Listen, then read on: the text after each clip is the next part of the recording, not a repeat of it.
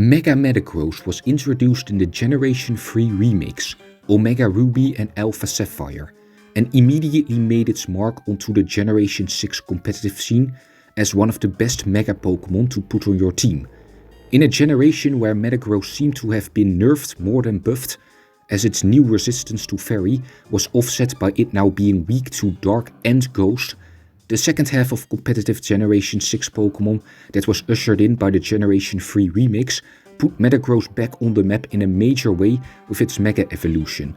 The excellence of Mega-Metagross can be attributed to a combination of its outstanding ability, deep move pool and very well distributed stats, combining a high physical attacking power with above average bulk and speed, meaning Metagross in its Mega form did not have any obvious weaknesses. Because of this, soon after the release of Omega Ruby and Alpha Sapphire, Mega-Metagross was put up for a suspect test for skilled players to decide if it should be banned from the main Overused tier for being too strong for the metagame. However, the 60% majority needed to actually ban it was barely missed out on, allowing Mega-Metagross to remain in the tier where it was kind of left alone for the remainder of Generation 6 competitive Pokémon, remaining a very strong Pokémon in the metagame and one of the best Mega Pokémon available. However, entering Generation 7, not only was Mega-Metagross again put up for a suspect test soon after the generation launched, this time the 60% majority was actually reached, with enough players finding Mega-Metagross to be overwhelmingly strong. So what, then, was the difference between a very strong Mega-Metagross in Generation 6 and an overpowered Mega-Metagross in Generation 7? Well, in truth, its newfound dominance can be attributed to a couple of factors coming together, some more influential than others. A lot of people might, for example, point to a small mechanics change in Generation 7 as the main reason why Mega-Metagross became too much to handle. You see, in Generation 6, when a Pokémon Mega evolves, the speed stat of its base form is maintained for the first turn it spends in its Mega form, before transitioning to its Mega tier speed for the rest of the game. However, entering Generation 7, this mechanic was changed so that Mega Pokémon get their Mega tier speed immediately upon Mega evolving. This was a great buff for basically every Mega Pokémon. Okay, almost every Mega Pokémon, especially Mega Pokémon like Mega-Metagross, with a large gap in points between their base speed and Mega tier speed. While this mechanics change was huge for Mega-Metagross and allowed it to enter the field more comfortably against faster threats, it didn't change much about its inability to deal with its most consistent counters. Bulky defensive Pokémon didn't care much about Mega-Metagross's speed since they barely had any speed themselves, and Generation 6 Overused had also already contained many Pokémon that could outspeed Metagross in both its base and Mega form. Therefore, I would argue that this speed change was not the main reason it suddenly became that much more overwhelming. But then, if not the speed change, what was the main factor pushing it too far in Generation 7? Even more stat boosts? Or maybe a new move like with Mega Blastoise? No, it was the new Pokémon introduced in Generation 7, which pushed Mega-Metagross further than before. Now, that may sound strange. After all, the introduction of new Pokémon often only serves to hurt already established Pokémon, as the higher power of newer Pokémon often pushes older Pokémon that were once top tier to the side. I mean, just look at what happened to Articuno. This is what people mean when they mention the concept of power creep. However, a Pokémon's viability in any given tier is not solely determined by its own tools, but also by what other Pokémon are good and commonly used in the tier, and how well a Pokémon can take advantage of commonly used top tiers, both on its own team and the opposing side. For example, Zapdos has always been a great competitive Pokémon, being in the main Overused tier for 7 of the 8 generations it has existed in. However, the one generation where it briefly fell off, Generation 5, happens to have an Overused metagame absolutely dominated by ground types like Excadrill, Hippowdon, Gastrodon, Garchomp, Gliscor and Landorus Firion, as well as strong rock types like Tyranitar and Terrakion, alongside other general counters like Thunderous Firion. Even though Zapdos itself did not become worse compared to Generation 4 Overused, where it had been quite an effective Pokémon, the fact that there were so many Pokémon populating Overused that could either negate its attacks, hit it back hard, or both, made it so that it was unable to use its competitive toolkit effectively, thus leading it to briefly drop to underused before rising back up to overused in Generation 6 when the metagame was more suited to its talents again. At the end of the day, in competitive play, a Pokémon is only as good as the Pokémon surrounding it allow for, both the Pokémon on its own team and the ones you as a player could reasonably expect to see on the opposing side. To put this into context even further, let's discuss what is perhaps one of the greatest examples of a Pokémon being influenced by the surrounding metagame: Generation 5 Terrakion. You see, when Terrakion was introduced in Pokémon Black and White, it immediately became one of the most dominating forces in Overused.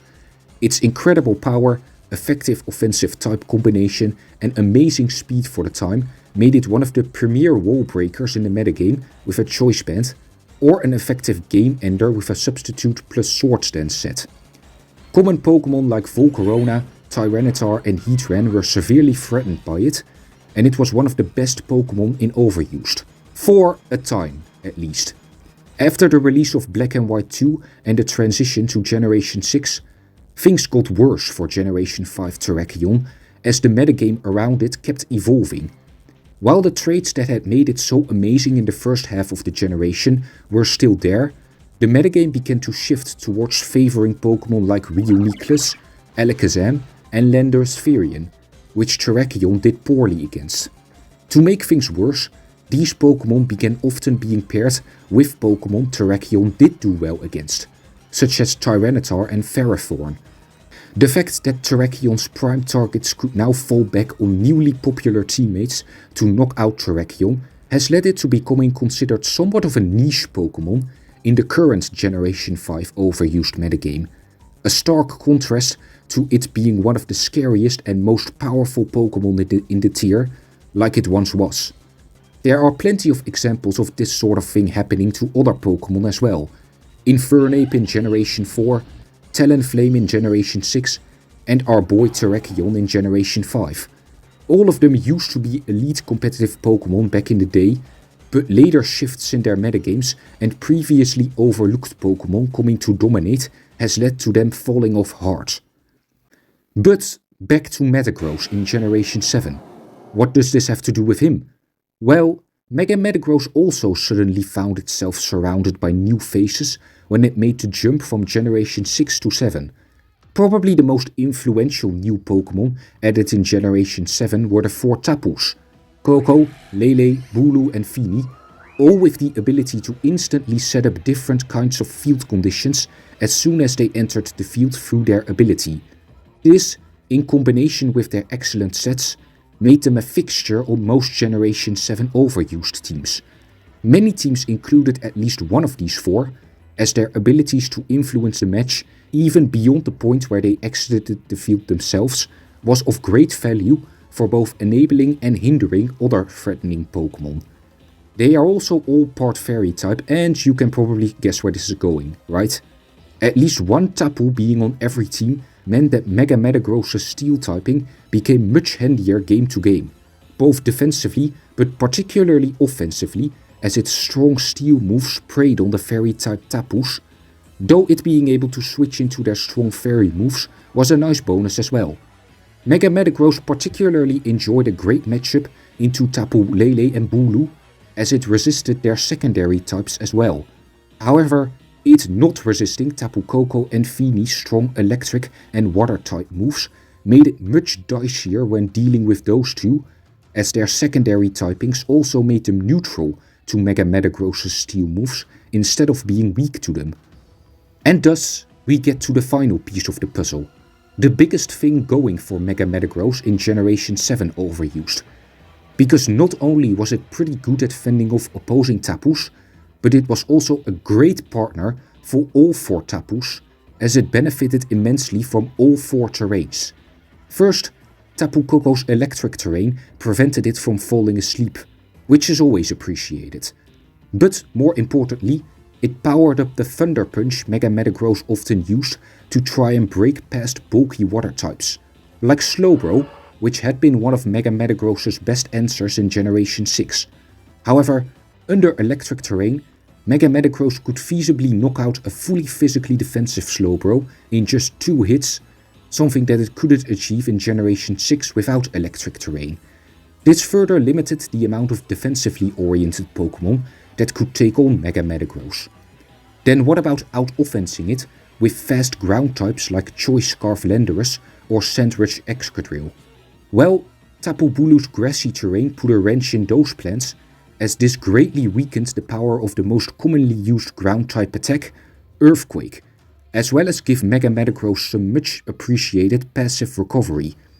Misty terrain from Tapu Fini gave Mega-Metagross a general immunity to being afflicted with any status. Simple but incredibly useful when facing stall teams or defensive Pokémon in general, as status is often their main way of dealing with dangerous wall breakers, especially physical attackers because they are susceptible to burning. I guess Misty terrain also weakens the power of Dragon type moves, which could be useful for further minimizing the damage Mega-Metagross takes switching into, for example, a Latios to successfully pursue it. Tapu Lele's Psychic terrain, lastly, is perhaps the most mixed bag. Yes, Psychic terrain blocking all priority moves meant it also prevented Mega-Metagross's own Bullet Punch, which is a move it does often use. However, it also nullifying other threatening priority moves from the enemy, most prominently the Sucker Punch that Mega-Metagross was now weak to as of Generation 6, in combination with drastically increasing the power of its Psychic type moves, meant that it overall had more upsides than downsides for Mega-Metagross. Also, pairing it with Tapu Lele would allow Mega-Metagross to come in on Steel type Pokémon that Tapu Lele had a hard time dealing with. The fact that Mega-Metagross did so well both with and against the Tapus, who were themselves some of the most used Pokémon in the metagame, made it even more versatile and better than it had ever been in Generation 6. With the Tapus and their terrain at its side, Mega-Metagross could get around a lot of the checks and counters that had frustrated it in Generation 6. Faster ground types were made easier to cope with through grassy terrain, stall teams were made much less threatening through misty terrain, and stray defensive Pokémon like Slowbro and the new Toxapex were made easier to knock out with coverage or stab moves through electric and psychic terrain respectively. While Generation 7 also added some new nuisances like Ash Greninja and the aforementioned Toxapex, it overall lost more checks and counters than it gained, in no small part thanks to the support the Tapus provided it. This synergy between Mega-Metagross and the Tapus, in combination with it preying on enemy Tapus itself, is what I believe to be the biggest reason as to why it was ultimately banned in Generation 7. In a way, Mega-Metagross in Generation 7 and Terrakion in Generation 5 were subject to the same phenomenon, having their viability influenced by popular Pokémon and strategies existing around them. Only whereas Terrakion suffered from this development, as the dominant strategies that arose in its metagame included Pokémon it did not match up well against, Mega-Metagross benefited hugely from Generation 7 introducing new Pokémon and accompanying strategies, as their support granted it more power and opportunities for dealing with its returning counters from Generation 6. This goes to show that a Pokémon being worth using in any specific metagame is not only a culmination of its own traits, but also how it can interact with other prominent Pokémon and strategies in that tier. Whether a Pokémon is good because it can lift up other powerful Pokémon on its team, or it has a good matchup into common Pokémon one would expect to see on the opposing team, in the end a Pokémon's viability is never just a sum of its individual parts.